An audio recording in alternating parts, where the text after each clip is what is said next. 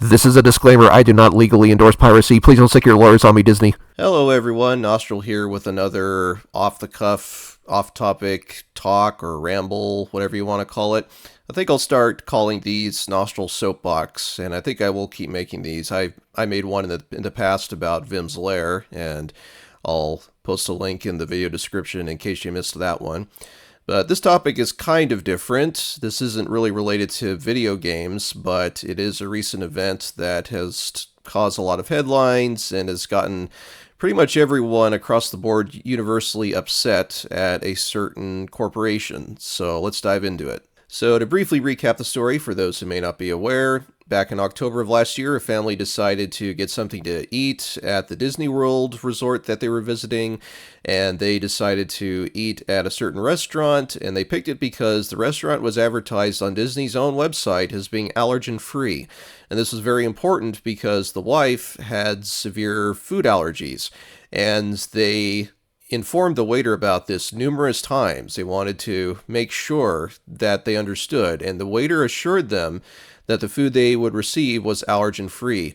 However, shortly after eating, the wife experienced a severe allergic reaction, and despite administering a prompt EpiPen, she soon succumbed.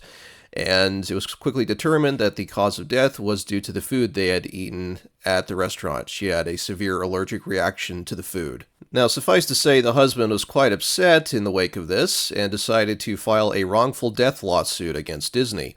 However, Disney is trying their darndest to worm their way out of responsibility with this lawsuit and dismiss it completely for two reasons. First, claiming that the eating establishment was not directly owned by them, and thus they should not be held responsible. But the other point that has really gotten people up in arms is that they claimed that when the husband once signed up for a free trial of their Disney Plus streaming service, included in the terms of service included an arbitration clause, meaning that essentially he can't sue them for anything and he has to settle via arbitration instead. Now, I'm no legal expert, but with regards to their first argument, the fact that this eating establishment was allowed to operate on their own property, and the fact that Disney advertised said establishment as being ostensibly allergen-free on their own website, to me should indicate that they should at least be partially responsible for this incident. But the real sticking point, as I mentioned before, is their attempt to hide behind the TOS of a free trial for a streaming service that the husband signed on to back in 2019.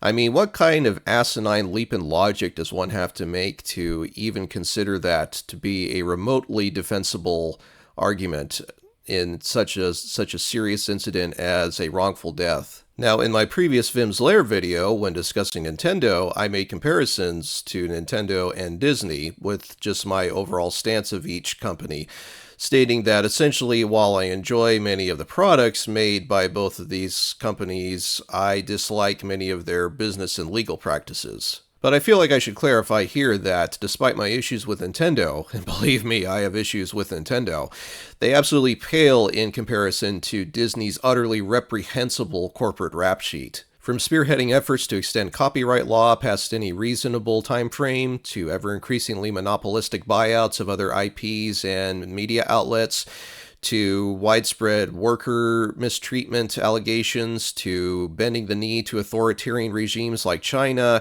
to knowingly covering up multiple cases of sexual harassment and abuse, the list goes on and on. And while this latest story has been rightfully receiving much derision and scorn, it is ultimately just one more example of a scumbag company run by scumbags. But don't be fooled into thinking that Disney is the only corporation involved in these kinds of shenanigans.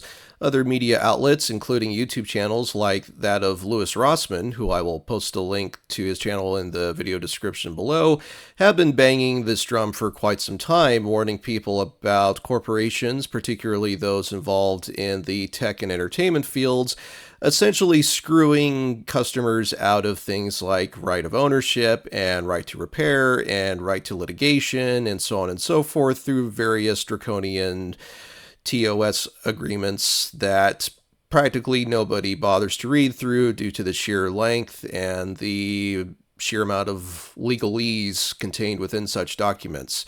However, there is a silver lining to all of this, I feel, and that is with all of these draconian policies in place, these corporations are essentially creating the best possible argument to pirate their own products. After all, why would you expect people to go through the proper legal channels to gain access to products or services if they're going to ultimately end up getting punished for it if they end up running afoul of the TOS?